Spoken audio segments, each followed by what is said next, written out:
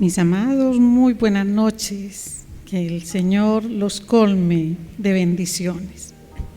Ya vamos terminando este libro de Eclesiastés. Hoy es la penúltima predicación y queda solamente una para otro miércoles, que no sé cuál miércoles será, porque el próximo miércoles es 16 de diciembre y la fecha amerita una predicación que sea que anuncie el nacimiento del Salvador. La época lo amerita.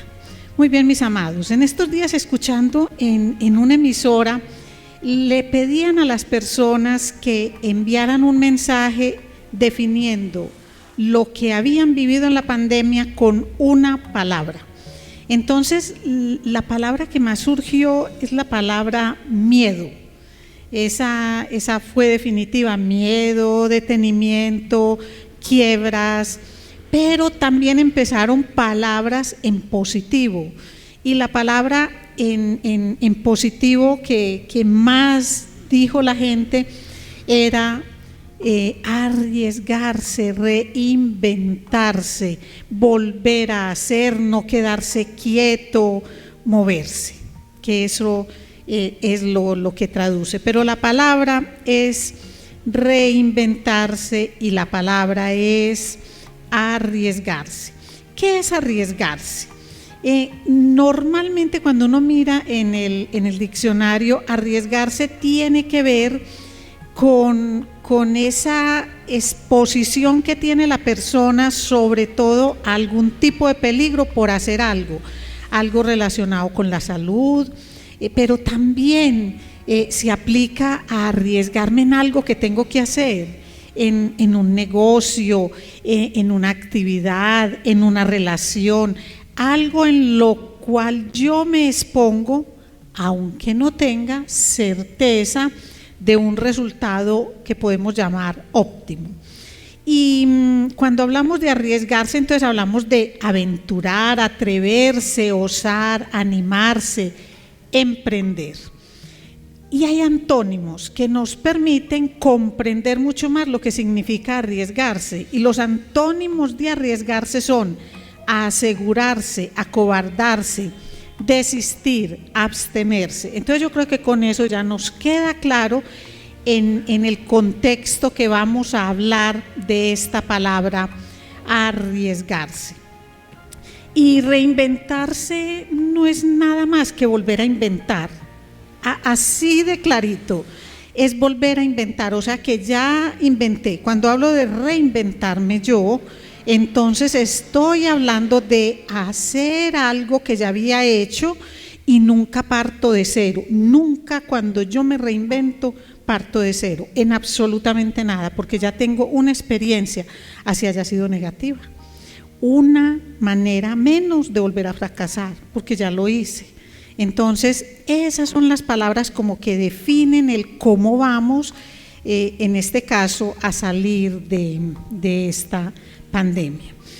Nosotros tenemos aquí un dicho, y es que cuando queremos que alguien se arriesgue y que alguien haga algo, y le decimos: el que no arriesga un huevo no saca un pollo. Perfecto. El que no arriesga un huevito no saca un pollito. Pero hoy no vamos a hablar de una granja ni de cría y engorde de pollos, pero sí vamos a mirar lo que nos dice Salomón en cuanto a los riesgos. Vamos entonces al libro de Eclesiastés, en el capítulo 11, y vamos a leer los primeros 6 versículos. Dice así la palabra del Señor: echa tu pan sobre las aguas, porque después de muchos días lo hallarás. Reparte a 7 y aún a 8, porque no sabes el mal que vendrá sobre la tierra. Si las nubes fueren llenas de agua, sobre la tierra se derramarán. Y si el árbol cayere al sur o al norte, o en el lugar que el árbol cayere, allí quedará. El que al viento observa no sembrará, y el que mira a las nubes no segará. como tú no sabes cuál es el camino del viento o cómo crecen los huesos en el vientre de la mujer encinta, así ignoras la obra de Dios, el cual hace todas las cosas. Por la mañana siembra tu semilla y a la tarde no dejes reposar tu mano, porque no sabes cuál es lo mejor, si esto o aquello, o si lo uno y lo otro es igualmente bueno. Padre, gracias infinitas, mi Señor, por estas enseñanzas de Salomón. Gracias, mi Señor, porque viene una y otra vez hablándonos de las muchas cosas que no conocemos, porque todas ellas, todo lo relacionado con el futuro, mi Señor, están en las manos de Dios. Ayúdanos, Señor, a hacer lo que nos corresponde a cada uno de nosotros, a conservar esa esperanza, esa firme fe, esa certeza de que tú eres, Señor, el que gobierna nuestros días, porque todos nuestros días están en tus manos, mi Señor. Ayúdanos, Padre, a no quedarnos quietos por el miedo, sino a arriesgarnos porque tú nos llevas de tu mano. Te lo pedimos, mi Señor, en el nombre poderoso de Cristo Jesús. Amén. Muy bien, entonces, lo que nos dice Salomón aquí, cuando uno lo lee así de pronto, no lo ve bien, pero yo los invito a que lo miren de la forma como el Señor me permitió verlo, y es: arriésgate con sabiduría. Es lo que dice en estos 6 versículos. Pero arriesgarse con sabiduría implica que seamos pacientes, analíticos y diligentes. Entonces vamos a ver este texto en eso de arriesgarnos con sabiduría, pero teniendo 3 virtudes muy importantes, que son la paciencia, el análisis y la diligencia. Muy bien, entonces una advertencia con respecto a este texto, y es que en ninguna parte hay garantía de que si seguimos los pasos, la recomendación como Salomón la dice, vamos a tener total éxito. No, él lo que está dando es una enseñanza con bases. Tiene sabiduría en lo que enseña, pero esto no es un seguro, no es una garantía. No es que luego podamos decir: bueno, entonces según lo dice Eclesiastés 11, del 1 al 6, esto tiene que ser así porque yo hice esto. Y ya vamos a ver por qué eso no funciona. Entonces vamos a entender qué es esto de arriesgarnos con sabiduría y ser pacientes. Miren, la primera parte es: echa tu pan sobre las aguas. Cuando uno mira todas las aplicaciones que se le han dado a este texto de echar el pan sobre las aguas, hay unas que destacan, y hay 2 aplicaciones muy especiales que pueden ir con este texto, y uno tiene que ver con la generosidad y el otro tiene que ver con el trabajo y la proactividad. Voy a explicar la generosidad porque tiene todo que ver con esto y con el tiempo que estamos viviendo. Pero cuando uno lee desde el capítulo 9 de Eclesiastés, lo que viene dominando son una serie de consejos que llevan a la persona a hacer un trabajo especial, que llevan a las personas a hacer las cosas como las cosas se tienen que hacer, o como se dice en mi casa en más de una ocasión: hay que hacer que las cosas pasen y ponte las pilas. Algún día ustedes le van a preguntar a Juan Esteban cuando lo vean, ¿cuáles son las frases que más recuerdas de tu papá? Y espero conocerlo también, tanto al hijo como al papá, como para que ustedes escuchen esto de: hay que hacer que las cosas pasen y ponte las pilas, porque no te va a caer del cielo como quisieras que te cayera, aunque todo depende de Él, porque todo está en las manos de Él. Entonces miren, esto es cuando dice: echa tu pan sobre las aguas, porque después de muchos días lo hallarás. Entonces uno puede pensar, es que el que a Jehová presta, el que da al pobre, y el bien que ha hecho se lo volverá a pagar. O como dice mucha gente, Dios le pague. De ahí es de donde lo saquen. Cuando alguien le da a una persona, entonces le dicen Dios le pague.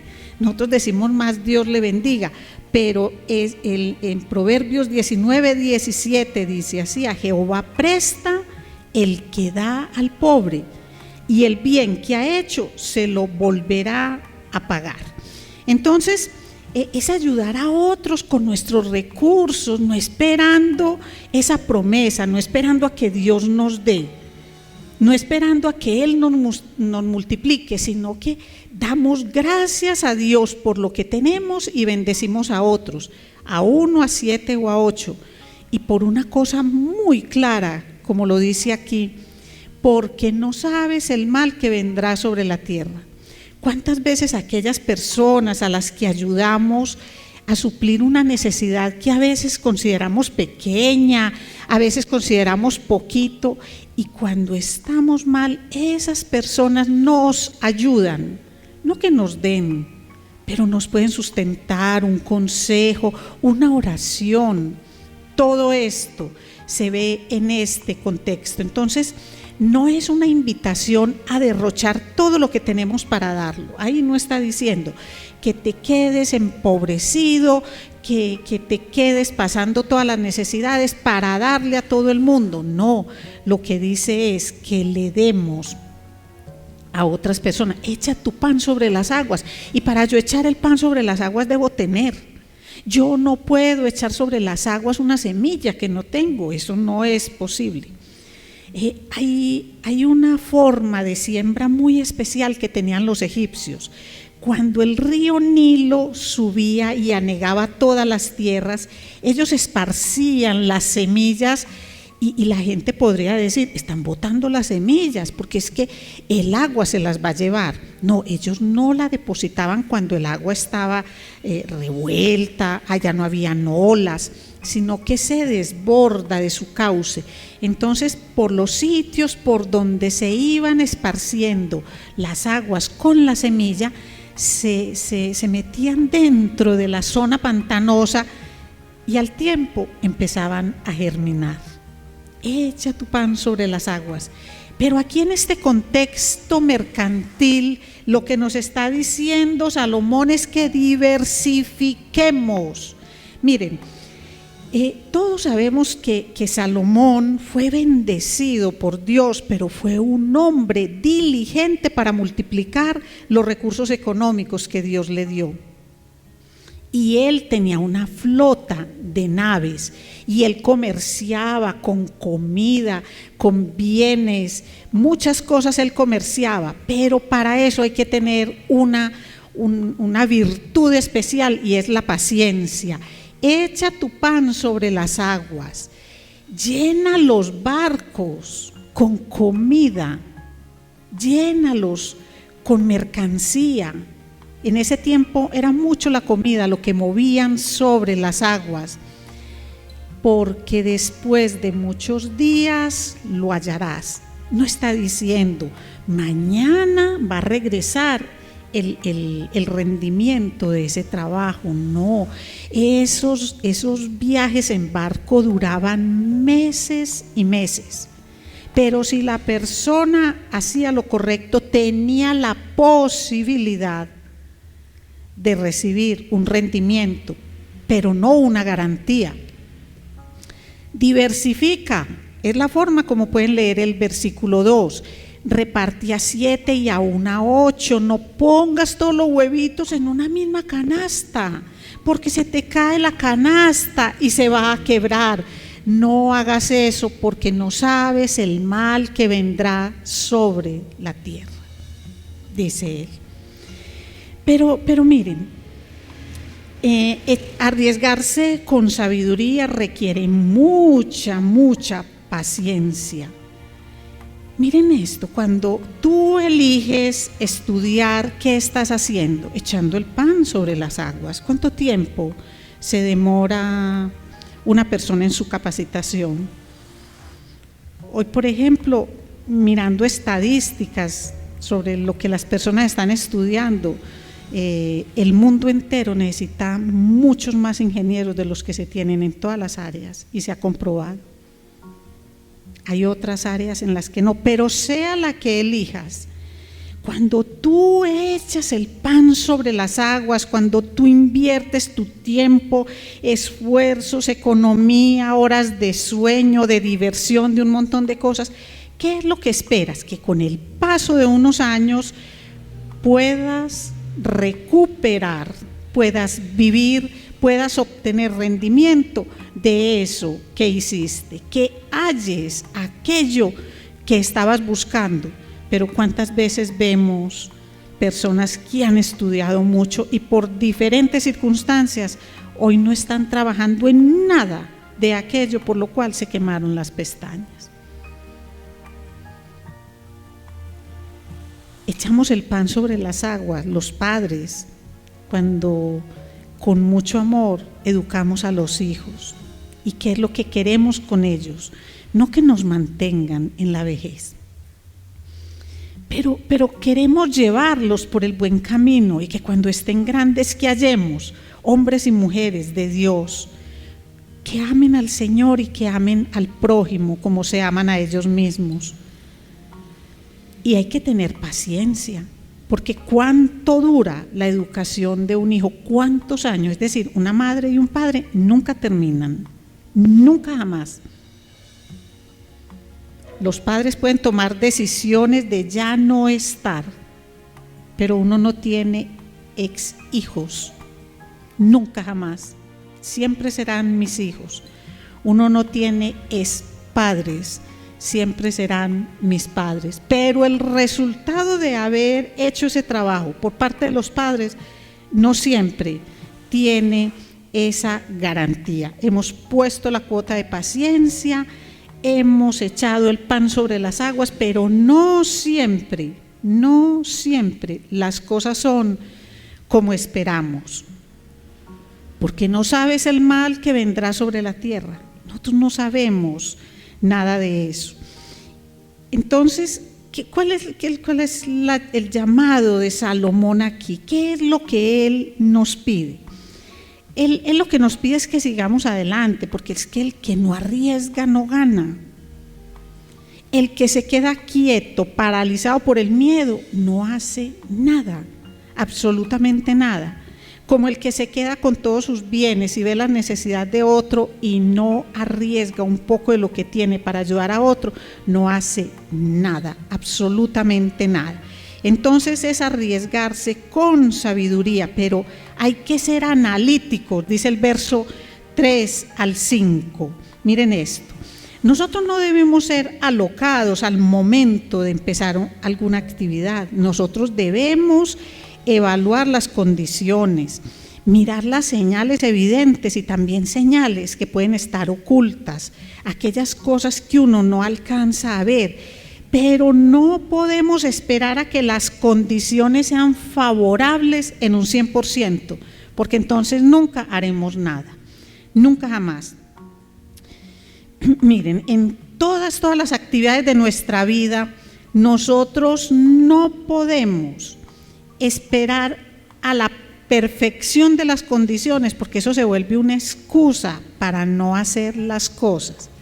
Y cuando ustedes miran personas que suspiran porque, ay, si yo hubiera hecho esto o aquello, si uno mira las condiciones a su alrededor, fueron personas que se quedaron esperando el momento perfecto, el momento ideal. Y ¿saben algo? Nunca nosotros vamos a tener momentos ideales.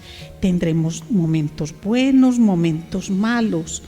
Y sabemos que todos nuestros tiempos están en las manos del Señor, pero no hay tal perfección como muchas personas esperan.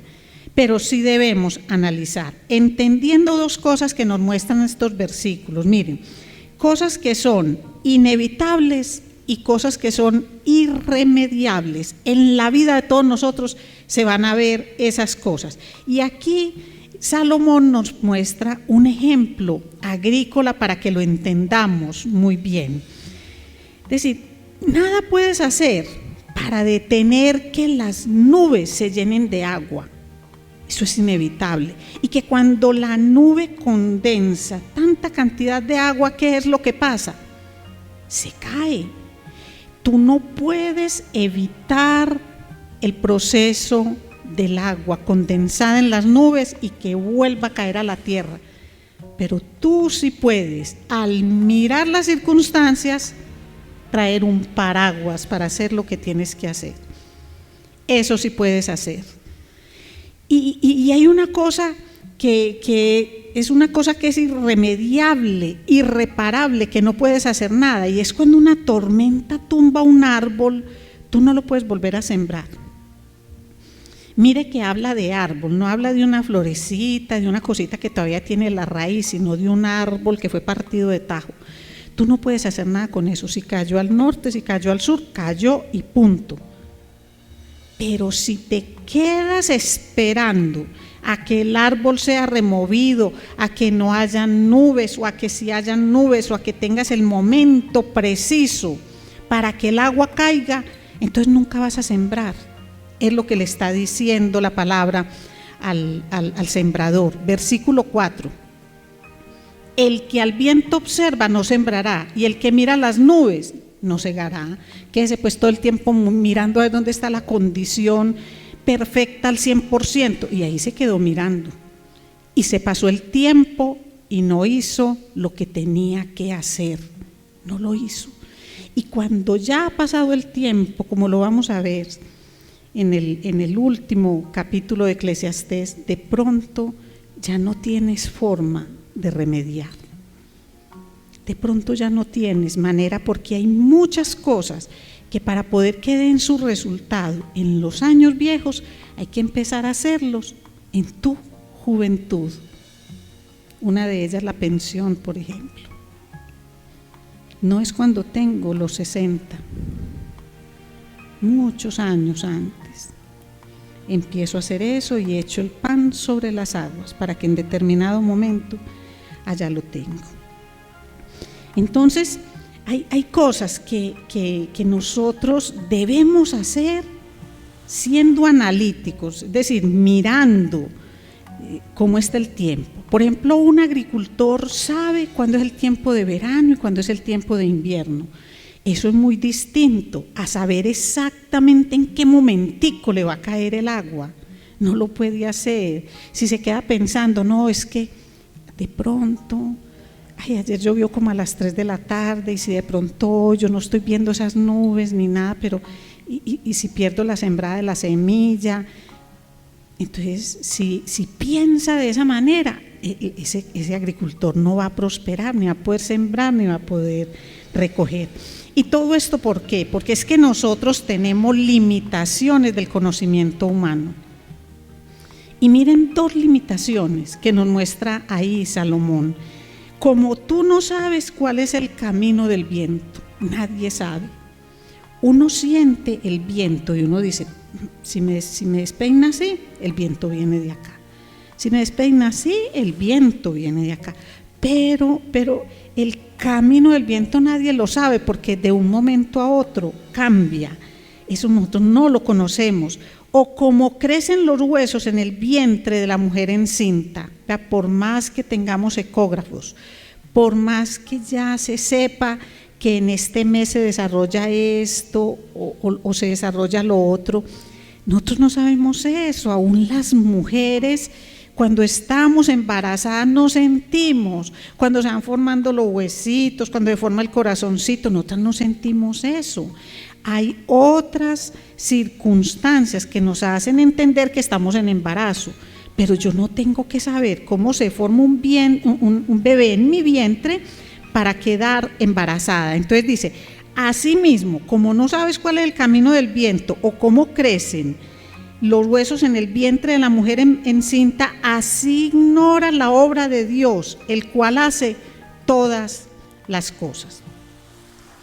Es decir, nosotros aquí, la invitación de Salomón es a que nosotros tengamos humildad con Dios, porque por más analíticos que seamos, no conocemos todas las cosas, porque esas cosas dependen, es de Dios, el futuro, todos nuestros tiempos están en las manos de Él.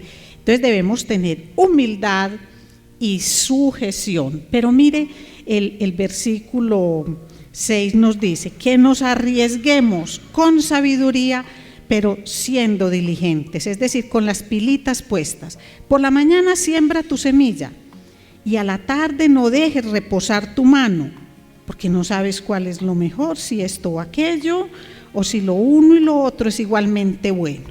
Es que miren cómo somos los seres humanos. Si nos va bien en una labor, entonces por la tarde mano aquí, carrizo, acostados, dormir, la siesta, qué cansancio. Y lo que dice es, no, es que te vaya bien no es una excusa para quedarte así como tranquilo. Pero ver circunstancias que son negativas tampoco son una excusa para no hacer nada, porque eso te vuelve holgazán. Entonces, si hiciste tu labor en la mañana, como dice, en la tarde no te apereces. En la tarde sigue haciendo lo que te corresponde hacer para que las cosas vayan cada vez mejor, para que aquello que hiciste bien acabe de estar bien. Pero eso no es que nosotros vamos a promover la pereza por el temor, pero más bien pensemos que esto es una inspiración a la actividad. Ojo, no es al activismo, a solo estar haciendo cosas, sino que todo lo que hagamos depende del Señor.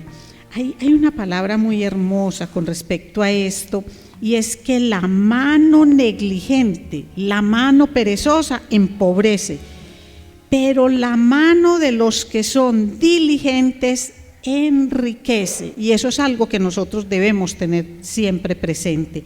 La mano negligente empobrece, pero la de los diligentes enriquece. Entonces, nosotros en todo momento somos pidiéndole a Dios que nos bendiga y le decimos: ay Señor, bendíceme Señor, pero hay algo, nosotros debemos arriesgarnos, y muchas veces nosotros buscamos excusas para no arriesgarnos. Por eso ese arriesgarse debe ser con sabiduría. ¿Y qué es la sabiduría? Es el temor del Señor. Entonces no es un arriesgarse loco a que lo que me digan lo hago, 6, 7, 8 negocios de los cuales ni conozco. No, manejo uno, diversifico con otro, pero no pierdo el control ni del uno ni del otro. O busco personas idóneas que ayuden con cosas si de negocio se trata. Que le voy a ayudar a alguien, entonces no le doy todo a una misma persona, sino que ayudo a varias personas. No me quedo quieta, no dejo que las excusas me llenen, me pongo las pilitas, es decir, hago que las cosas pasen. Le digo al Señor que me ayude, pero yo no le puedo pedir al Señor bendiciones por un negocio que ni siquiera he empezado a hacer. Yo creo que ustedes han visto personas que se escudan en la oración para no hacer cosas, o mejor, en la respuesta de la oración para no hacer cosas. No, es que vea, si el Señor me bendice y esto es así y me sale así, entonces esta es la señal, entonces lo otro, quédese viendo las señales y va a ver que no saca adelante el proyecto. Ahí se queda estancado. Lo que nosotros tenemos que hacer es, como nos dice el Señor en el Proverbio 16:3, encomienda a Jehová tus obras y tus pensamientos serán afirmados. Encomienda lo que estás haciendo y lo que piensas con respecto a eso que estás haciendo, el Señor lo afirma. Miren, nada tarda tanto para volverse realidad como aquello que uno nunca empieza, pero que uno se queda pensándolo mucho tiempo. Y lo piensa y pasa 1 año y 2 años y 40 años y 50 años y siempre está esperando el momento perfecto y no lo encuentra. entonces no lo hace, porque uno se llena de excusas para no arriesgarse. Entonces, ¿qué tenemos que hacer? Hacer como hizo David. Miren, si uno piensa en la historia de David y Goliat, era el momento preciso, con todas las cosas al 100%, para que David se enfrentara a Goliat. Si solo miramos la parte física, la respuesta es no. Si miramos la protección que cada uno de ellos tenía, la respuesta es no, porque al otro ni le sirvió lo que se iba a poner, eso le arrastraba por lo pequeño que él era. En cambio el otro estaba muy bien protegido. Si nosotros miramos lo que es la fuerza, la experiencia en la lucha, entonces la respuesta es no. Pero ¿qué fue lo que llevó a David para decir: este es el momento para que yo eche mi pan en las aguas, para que yo me arriesgue, así se me vaya la vida en eso? Que Dios estaba con él, que Dios estaba con él. Pero el joven tenía la habilidad, él no aprendió a manejar la onda en ese momento.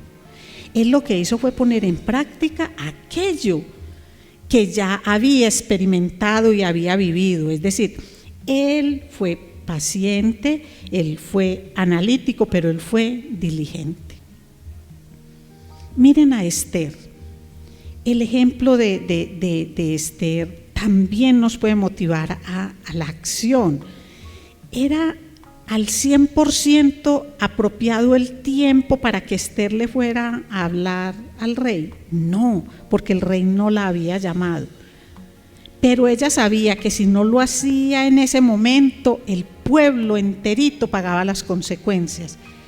Y dijo, en medio de esa diligencia y de ese arrojo, y dijo: ¿y si perezco, que perezca?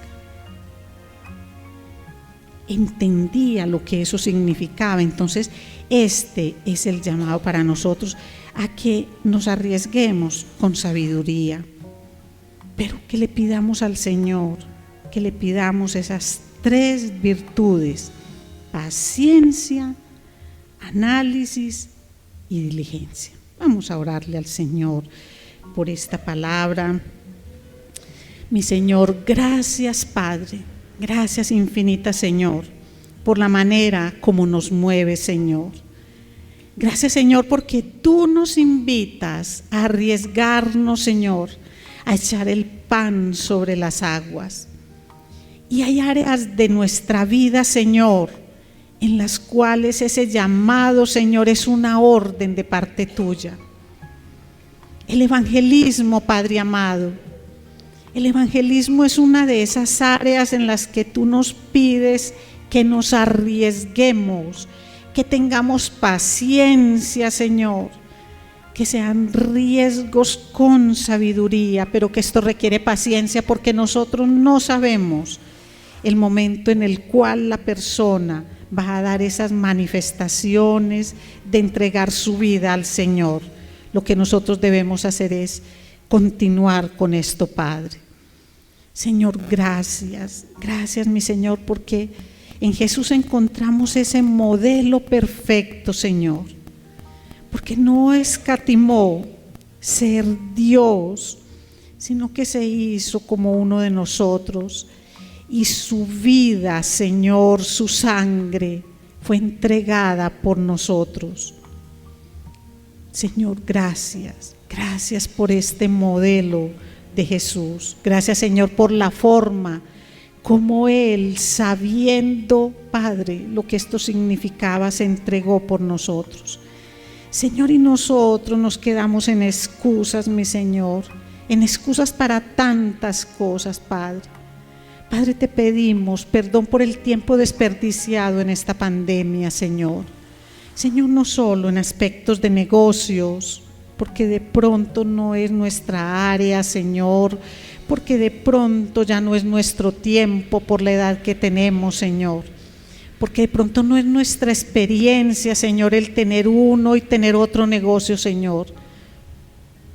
Pero te pedimos perdón, porque sabiendo que los tiempos no son buenos, los invertimos en tantas cosas que no tienen sentido para nosotros. Echa el pan sobre las aguas y después de mucho tiempo las hallarás. Pero ¿de qué forma las hallarás, Señor? Ayúdanos a entender de qué forma voy a hallar el tiempo desperdiciado, Señor. Un tiempo que todo el mundo dice que es oro, pero lo botamos a manos llenas. Señor, ayúdanos a entender lo que nos has dado para servir a otros. Ayúdanos, Señor, a no quedarnos paralizados por el miedo a tantas cosas, Padre. Gracias, mi Señor, por este ejemplo, Señor, desde la agricultura, desde la actividad marítima, Señor, desde la misma generosidad y del ayudar a otros, para que entendamos las múltiples circunstancias de nuestra vida cotidiana, Señor, en las que debemos echar el pan sobre las aguas, con paciencia, con análisis y con diligencia. Gracias te damos, mi Señor, en el nombre poderoso de Cristo Jesús. Amén.